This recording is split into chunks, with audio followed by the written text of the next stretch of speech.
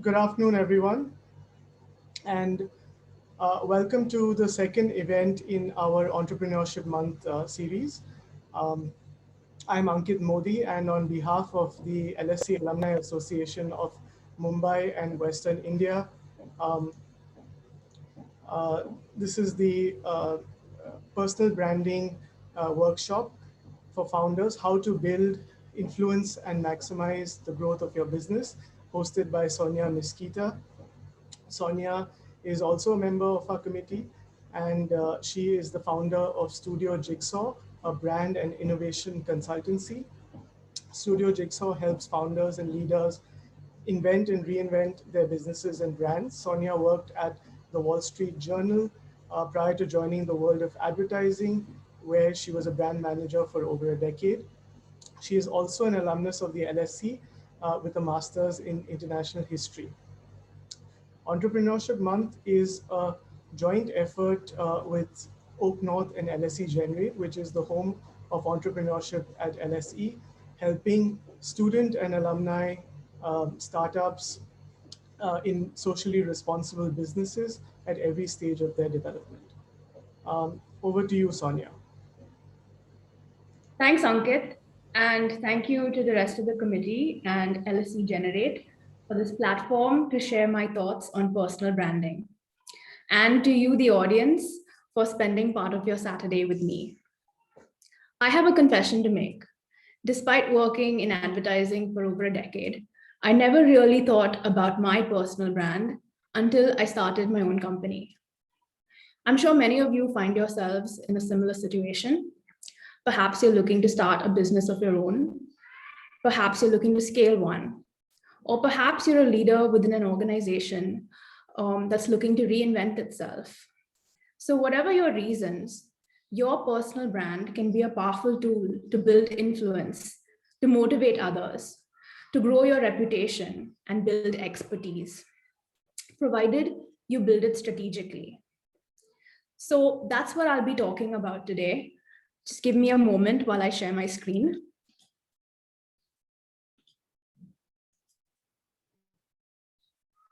Great. So I'll show you the tools we use to help brands so that you can apply them to building your own personal brand as a founder, leader, and as an evangelist for your business. You'll have the opportunity to develop your own personal mission and the actions that can bring it to life. So keep a pen and paper handy. I'll be prompting you with questions to think about. And at the end of the session, we'll discuss what you've written. Also, if you have any questions, do pop them into the chat and we'll discuss them at the end.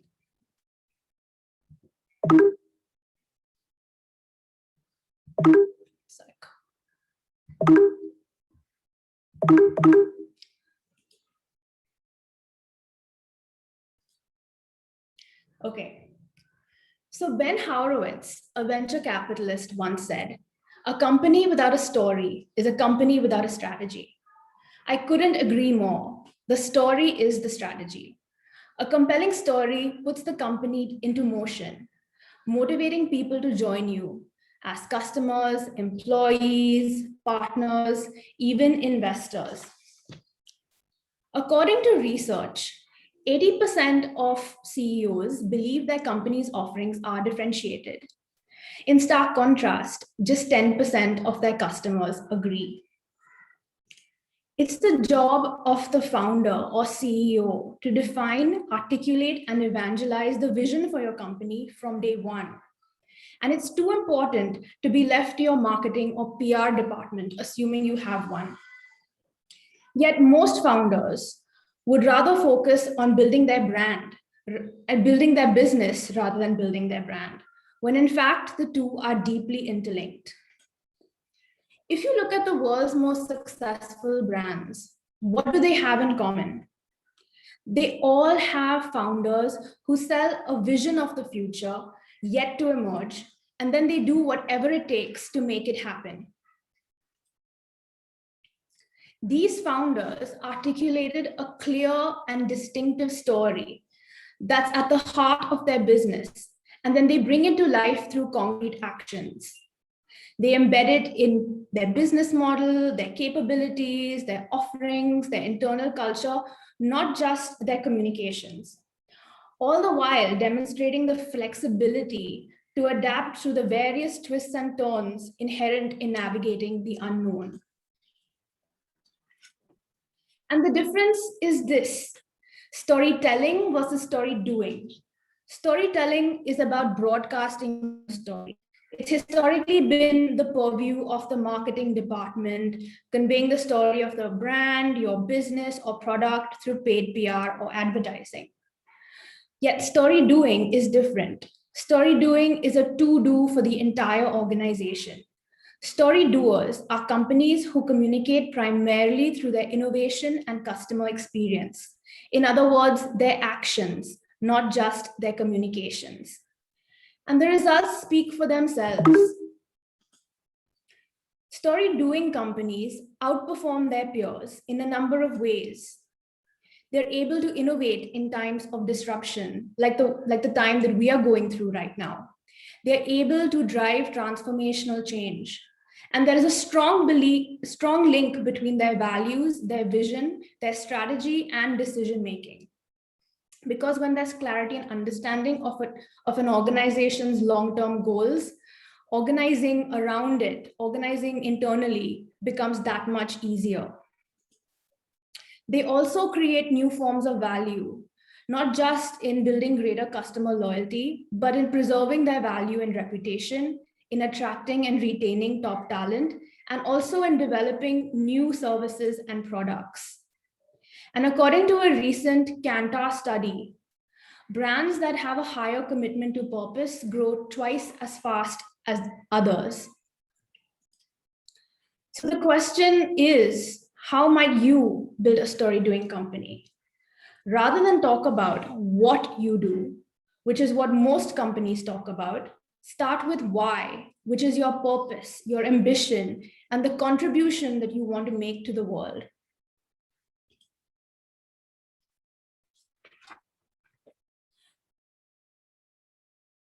Defining that requires careful thought, consideration, and reflection. Yet when it's done right, it transcends everything. At Studio Jigsaw, we use the 7 F's to help brands define uncommon purpose. We believe that the most powerful brands are built on attention, which means they fix a problem or fuel a passion in the world. They're famous, they're fair to people and the planet. They have a fire which inspires everyone, not just a remote purpose. They know who or what they are for or against. They embrace their flaws and they know what needs to be fixed or fluid in a world of change. So these are the 7 F's that we use. But for the purpose of this workshop, I'm going to be talking about 3 of them in the context of 3 companies and their founders. So let's start with fix a problem. I'm going to talk about Zerodha as an interesting example of a company started by Nitil and Nikhil Kamath in 2010. Zerodha is, I'm sure many of you know, a discount brokerage with a clear mission to remove the barriers to trading and investing. They identified a clear problem to solve. India has one of the lowest participation rates in the equity markets. It is currently about 40 million people, whereas the opportunity is pegged at 100 million. Now, banks and brokerages charge fees based on the value of the trade. Zerodha, when it entered the market, introduced a zero commissions model and a flat fee pricing. But it didn't stop there. It introduced online educational initiatives which demystify the complex world of finances and markets in layman terms. It introduced design nudges on its platform that prevent punters from potentially risky trades, and a host of other design features on its platform. And now, as it gets into entering mutual funds, it's following a similar approach and keeping its values at its core. Nitin Kamath has been a major advocate for his company online. He has a following of 220,000 people on Twitter, where he talks about his musings of life, business, and finance. And one of the interesting things about his story is that he bootstrapped his company to where it is today, which makes it all the more compelling. And every time they introduce a new feature or there's new interesting news about from a product development perspective, Nitin talks about it through his Twitter handle. Another company I'd like to talk about is Glossier, which clearly knows who or what they're for or against. Glossier is a D2C makeup brand which was founded by Emily Weiss in 2014 with a mission to empower people to be their own beauty expert. Now, she had spent years learning about the modern woman's beauty habits via her blog, Into the Gloss, and she saw an opportunity to create a beauty lifestyle brand targeted towards millennials who no longer wanted to be told by a brand or expert how to pull off a look. Early on, Glossier differentiated itself from incumbents by asking readers for feedback on their beauty products. I mean, this is unheard of in the beauty category. They introduced a minimalist product line designed to be beauty essentials, which was sold largely through their website and their stores. They also were one of the early movers on Instagram and used the power of influencers quite skillfully. And at a time when traditional makeup brands focused on aspirational images of luxury and glamour in magazine ads, Glossier featured regular people. I think one of the interesting things also is that, while many companies talk about CSR programs as a separate function, Glossier was quick to leverage the Black Lives Matter movement in the US by creating a grant program which invests in Black-owned beauty businesses to broaden the beauty ecosystem and make it more inclusive to women of color. So if you see, there is a pattern. All of their activities internally and externally tie back into a very strong, compelling story. The last company I want to talk about is Tesla.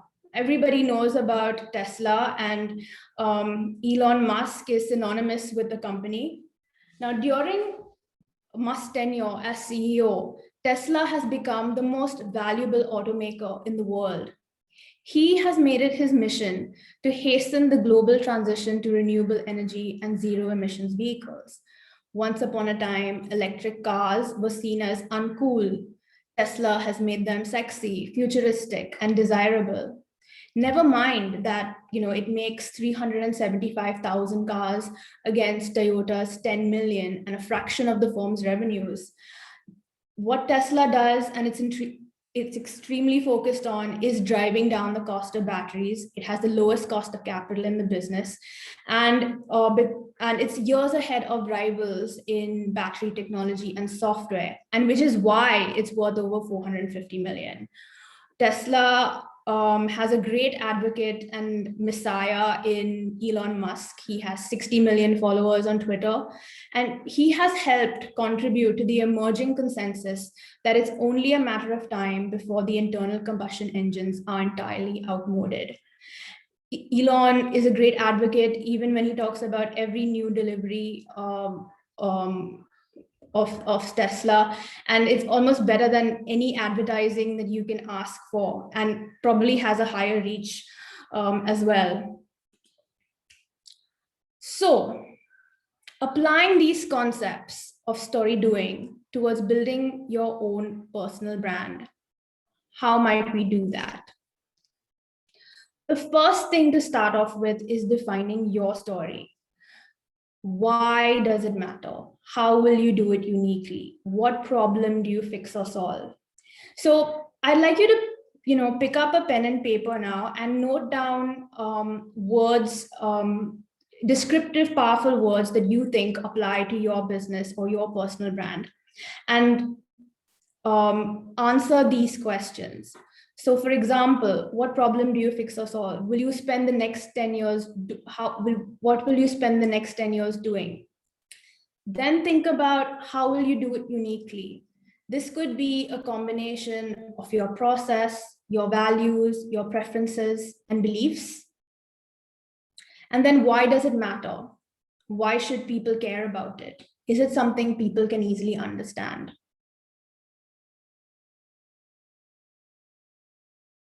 I'll give you a moment to note things down, and then we can move on to the next bit.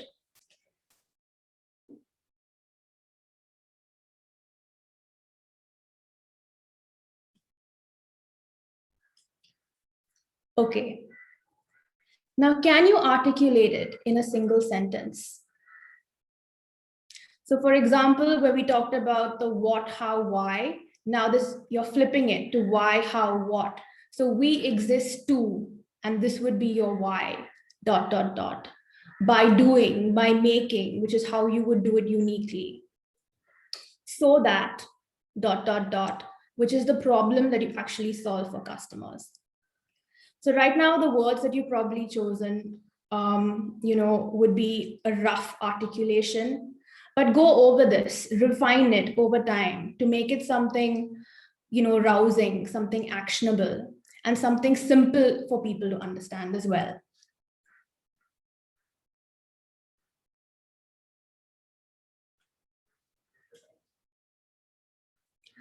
Once you have done this, it's about placing purpose at the heart of your business.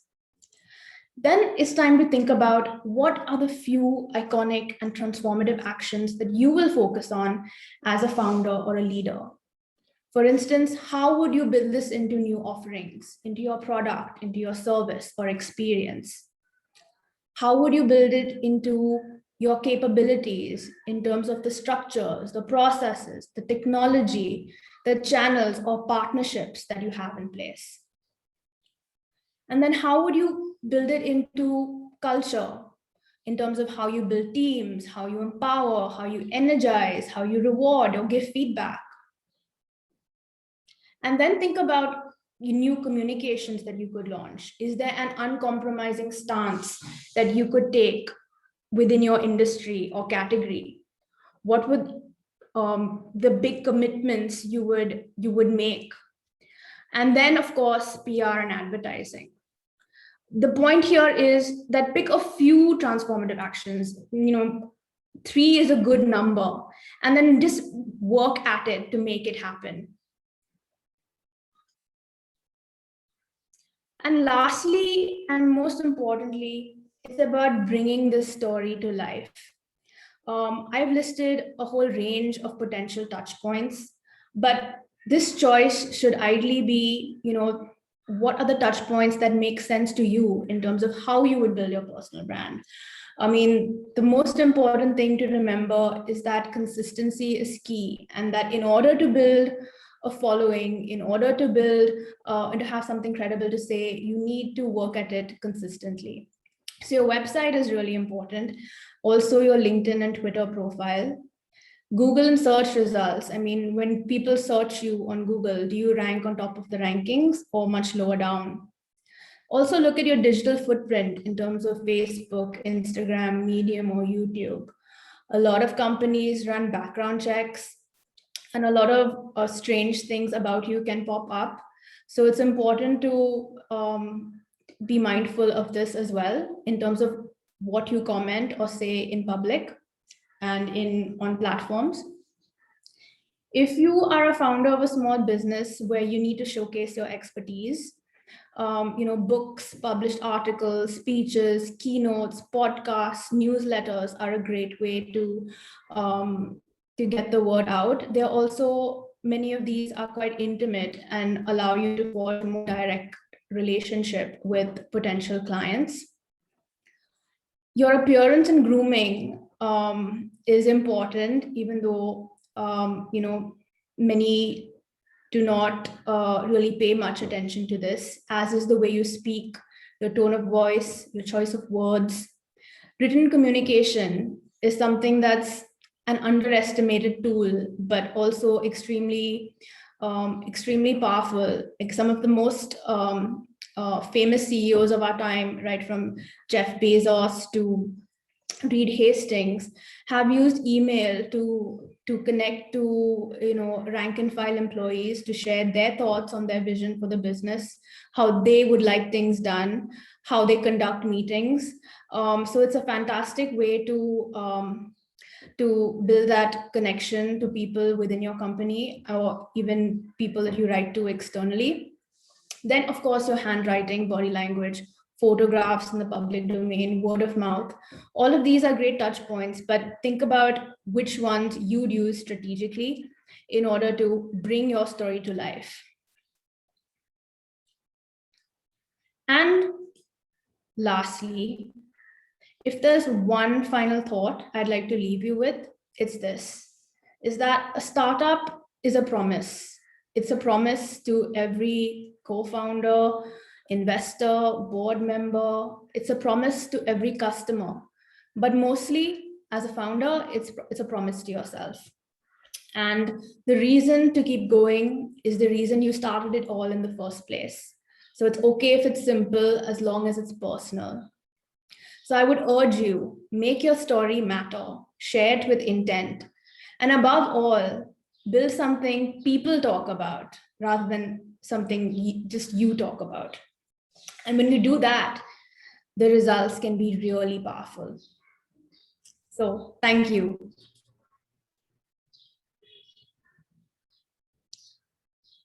So I'm going to stop share now, and then we get into the rest of the discussion. Would anyone like to share what they've written with the group?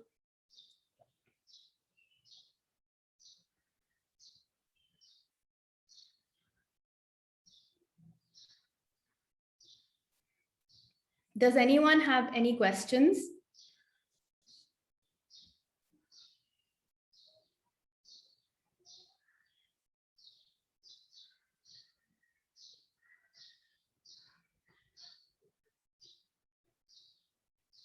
Wait a few moments. There have also been a few questions that have come in previously, but nobody wants to be brave and share their personal purpose.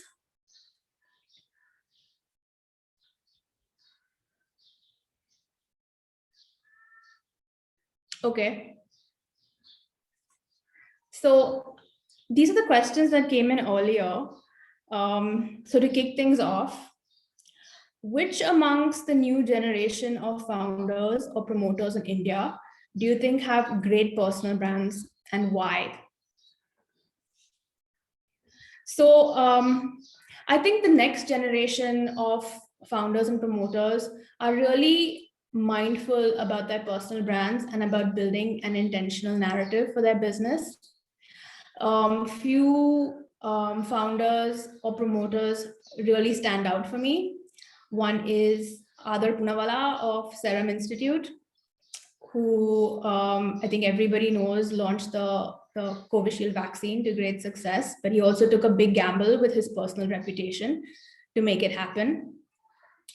The next one is Amira Shah of Metropolis, who I think is also very good on Twitter, talking about gender equality, healthcare, her vision for her business. And she does it really, really interestingly. And yeah, I've already mentioned Nitin and Nikhil Kamath, who both of them do a pretty great job in talking about and broadening and demystifying equity investing for millions of retail customers in India. I think in the span of a decade, they have 5 million retail investors and have grown their business, which totally amounts to 15% of retail volumes in this country. So that's a huge achievement within a very short span of time. Okay, great. There's another interesting question that's come in. Can you speak more about instances that highlight the difference between storytelling and story doing? Okay, so in my experience in brand strategy, most companies are storytellers, which means that they use paid PR or or marketing or advertising to promote the story of their brand, business, and product. Very few of them focus on story doing, where their purpose is placed at the heart of their business. And what we're increasingly seeing in news and in media is that storytelling companies are increasingly being called out for, for there being an incongruity between what they say and what they do. I'll give you a very specific example. Nestle. Nestle is in the business of nutrition. Yet last month in the Financial Times, the paper cited an internal document that said that 60% of its food products would not pass a standard definition of nutrition. So for a company that talks about nutrition and being in the business of food and talking about good food, good life, there's a huge incongruity. Whereas brands that talk about place purpose at the heart of their business and organize around it, through their culture, through their capabilities, through their business model, not just communications, are more credible. I'll give you another example about a story doing brand. During the pandemic, everybody knows about Airbnb being, a platform that connects travelers with, great locations to stay around the world.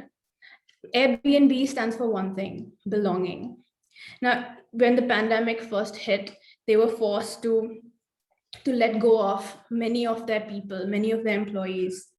And their founder, Brian Chesky, wrote a very heartfelt email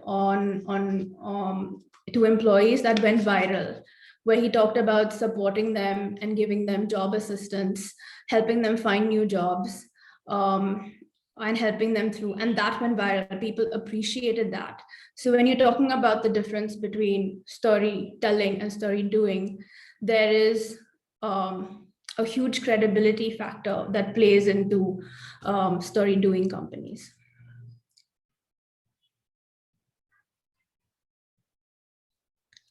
Do you mind if I speak on this question that you just answered? Yes, please go ahead. Yeah. Hello? Yes, would you put your video on as well? I actually just prefer to go voice, if that's okay. So I think I get what you're saying about the storytelling versus story doing, but I guess I'm trying to sort of get at that it doesn't necessarily have to be either or, but it also can be storytelling plus story doing, because I do think that at least for many sort of like smaller businesses, you're just so focused on getting work out there, as opposed to also telling a coherent story alongside doing your purpose, right? So I guess I was trying to sort of come to, I totally get that there are a lot of companies out there that there's too much incongruence with what they say they stand for, but what they actually do. There's a lot of that happening for sure. But I guess if there's a way to harmonize both, I guess is where I would, at least that is where I feel like I can take that back to the work that I do. But thank you, this was very, very helpful. I think there's definitely an emphasis and need for story doing. So thank you for that. Okay, great. So we have another question. What is the right time to start creating a personal brand? Is there a certain level that the company should be at when a founder starts creating a personal brand?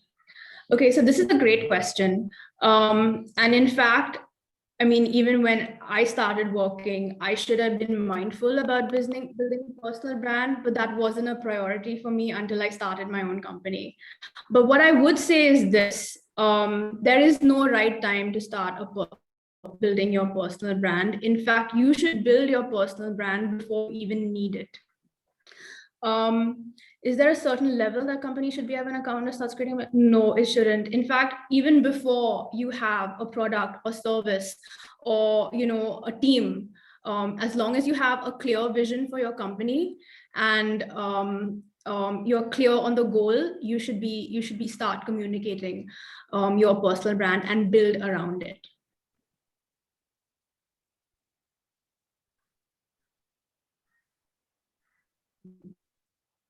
Okay. Any more questions? I think I can go back to some of the questions that came in earlier as well, while you guys think about the questions that you'd like to ask me. So why are most Indian CEOs wary about being the visible face of their business? I think there are a couple of issues. I definitely think that there is a generational issue when it comes to the older generation looking to focus more intentfully on their business rather than building their brand, as opposed to the younger CEOs that see it as part and parcel of building their business. I think the second thing that is an issue for a lot of CEOs is the fact of tenure. For founders, you're thinking in terms of 5-10 years, whereas at the average CEO tenure is about 3 years. So, and they're more focused on operational results. So that's another factor for why most Indian CEOs are wary about being the visible face of the business. But having said that, there are a lot of CEOs and who've done a tremendous job in building their personal brands as well. I think Nandan Nilekani of Infosys, is one that really stands out, and I think he's also bridged both the generational divide as well as being a clear advocate for digital transformation and being the government's advisor on technology. And at every stage, first at Infosys and then in his career beyond that, he's reinvented himself, and along with that he's reinvented his personal brand. So it's a fantastic story. Does anybody have more questions?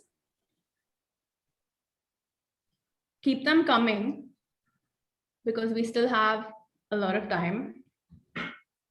Okay. There's another question that came in earlier. How might employees within organizations build their personal brands to further their professional development and growth? I think here again, using the why, what, how framework is really important. But I think the questions might differ a little.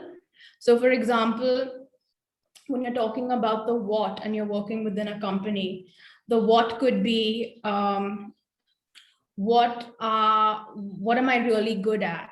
What do I want to get better at? What do I want to keep learning? That's the what. Then in terms of the how, it's about what makes me unique. Is it my background? Is it my experience? Is it my personality that makes me stand out? Is it about how I work in teams? And lastly, it's about the why. What makes work meaningful to me? Why does it matter? I think many a time we don't ask ourselves these hard questions and then get really dissatisfied in our careers and don't plan accordingly.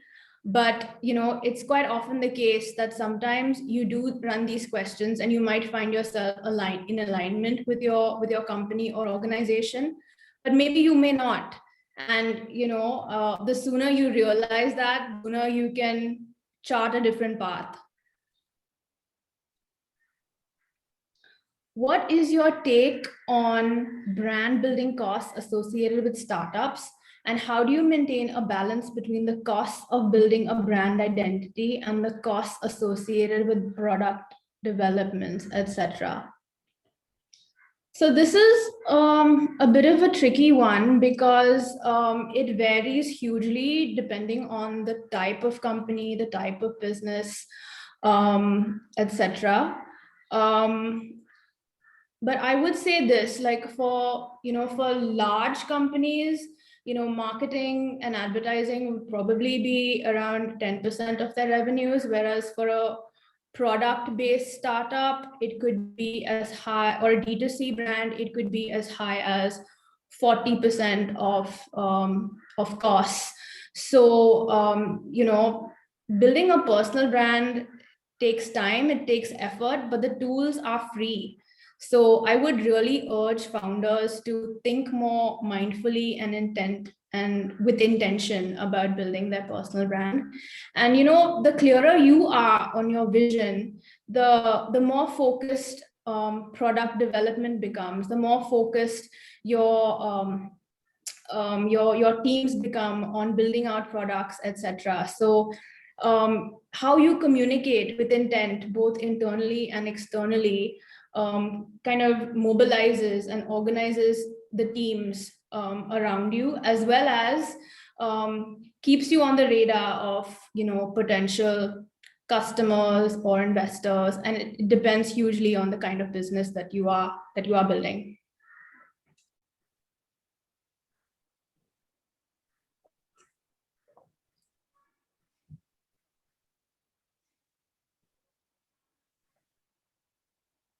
Okay, any more questions?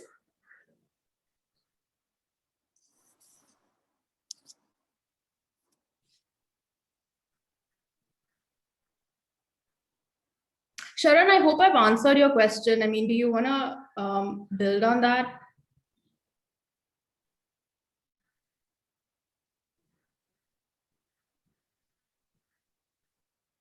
Okay. Is anybody a founder of, let's say, a small consultancy like mine, or a service-based business?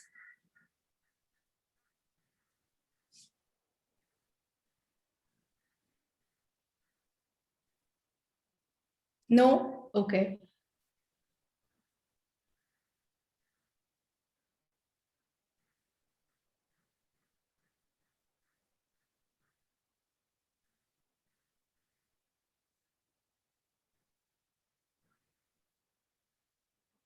Okay, we still have about 15 minutes more. So if there are any questions, please send them in, or we, are happy to drop the Q&A as well. For companies which have been in existence for generations, the story changes with each generation. As each generation brings new values and perspective, how would you recommend the company keeps reinventing its brand? This is a really interesting question. And but I would look at it as this. I mean, at the core of the company, when you define a purpose, it is a navigational tool. And I'm sure when you look back to the founders of the business, who may have started it, generations ago, they may have had a certain idea, a certain vision, a certain values that they possibly articulated and put down. But over a period of time, that story may have dulled. That story may have been forgotten. With every new generation of promoters probably want to add their own stamp to it. I think it's really important to go back to that as a reference point and see how you can build new interpretations of it. Because I think what's really important is that you shouldn't be doing a series of stories. The story is singular, but the telling of it might change. How to build your personal brand if you're not a co-founder, but working closely with a team or co-founder? This is for someone who just started their professional career. I'm not sure I really follow what your question is. I think when you are just starting your career, your focus should be, learning and experimenting and trying different things. And the clarity about what you're good at and what you want to learn comes with time. And then as you get clearer and clearer in terms of where you want to go from then on, I think then it's a good time to, really invest in building your personal brand. But for somebody just starting their professional career, I'm not sure. I'm not sure what you would say, quite honestly, because you still haven't got that clarity of intent sorted. In my view, it's more about likes and comments on LinkedIn. There has to be a strategic intent behind it. So until you're clear about that, it's very difficult to build your personal brand.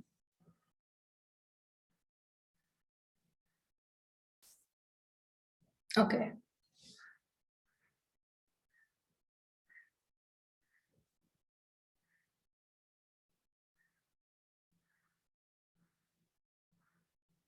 Any more questions? I mean, so far, all of them have been really great questions. So we use the next 10, 15 minutes because I'm sure you all do have more questions.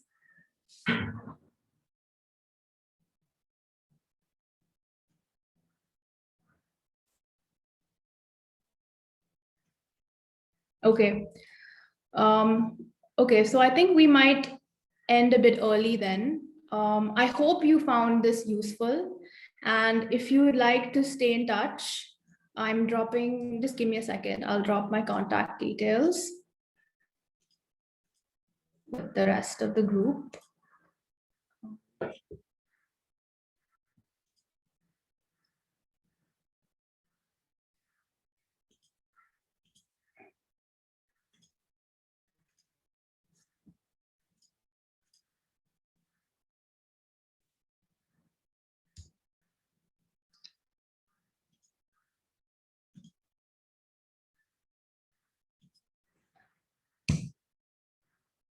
Okay, I'm having a bit of technical difficulty. Okay, so I think we'll end the chat here. We have another upcoming event on the 31st of July, which is the finals for Pitch It. We have 8 wonderful teams going to be presenting to a very esteemed panel of judges. So I hope you join us for the event on the 31st at 6 p.m. Thank you.